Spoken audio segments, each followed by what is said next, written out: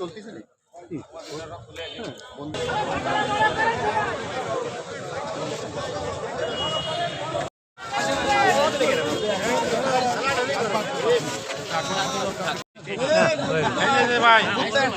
ভাই, সব সাংবাদিকদের পিছনে আছেন, সব সাংবাদিকদের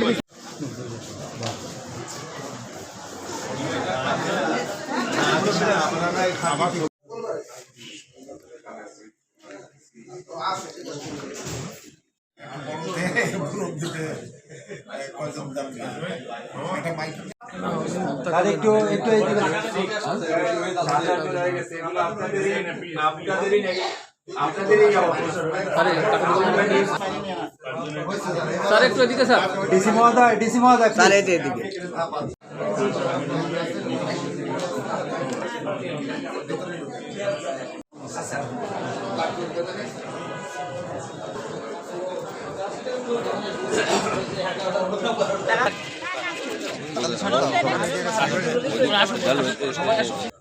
আমার নেতা, আমাদের রাজনৈতিক অভিভাবক জনাব তারেক রহমান নড়াইল 94 নড়াইল 2 সংসদ এলাকা আমাকে দলীয় মনোনয়ন দিয়েছে।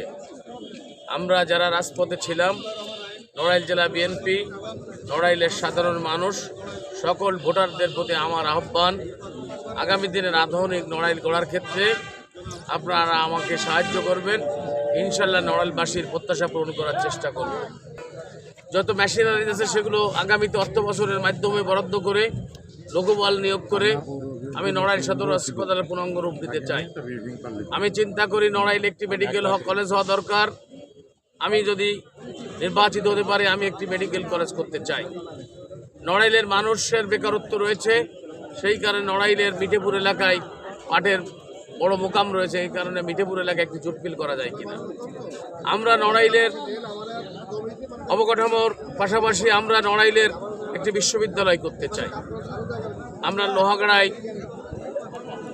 একটি ভিজিট করতে চাই।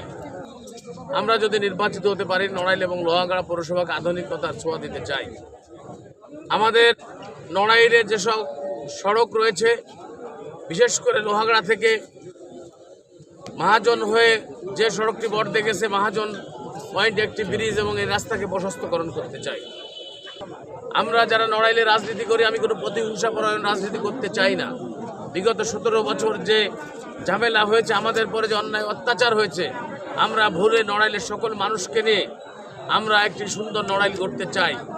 নড়াইল হচ্ছে সেই নড়াইল যে নড়াইলে সাম্প্রদায়িক কথার কোনো স্থান নাই। নড়াইলে অসাম্প্রদায়িক চেতনার জায়গা। নড়াইলে আমরা হিন্দু মুসলমান সকলে মিলেমিশে বসবাস করি। এখানে হিন্দু সম্প্রদায় তাদের পুজো অর্চনা করে, আমরা নামাজ কালাম, মুসলমানরা নামাজ কালাম পড়ি। সেটা আমরা রাষ্ট্রীয়ভাবে তাদের নিরাপত্তা দিতে চাই। বিশেষ করে হিন্দু সম্প্রদায়ের, সনাতনী সম্প্রদায়ের যে কোনো সুবিধা আমি তাদের পাশে থাকার চিন্তা করি এবং নড়াইলকে একটি অহিংস সুন্দর একটি নড়াইল করতে চাই। সেই প্রত্যাশায় আগামী সংসদ নির্বাচনে বাংলাদেশ জাতীয়তাবাদী দল বিএনপির প্রার্থী হিসাবে, তারেক রহমানের প্রার্থী হিসাবে আমাকে ধানের শেষে ভোট দিলে আমি নড়াইলের উন্নয়নে যে অঙ্গীকার করেছি সেগুলো শতভাগ বাস্তবায়নের চেষ্টা করব।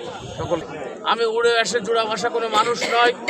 এই নড়াইলের মাটিতে 39 বছর ধরে রাজনীতি করি। আমি সকল দলের রাজনৈতিক নেতৃবৃন্দের সাথে আমার সুসম্পর্ক রয়েছে। যারা পূর্বে জনপ্রতিনিধি ছিল তাদের সাথে সামাজিক সম্পর্ক রয়েছে, যেমন আমার দলের নেতাবন্ধু কর্মীদের সাথে সুসম্পর্কও রয়েছে।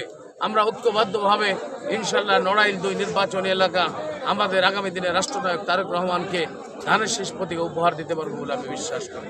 নতুন এবং ফিরে আসা গ্রাহকদের জন্য নগদে চলছে ক্যাশব্যাক সহ প্রতিদিন হাজারো উপহার জেতার সুযোগ। হবে আশা আর ফেরা, সারপ্রাইজ সেরা।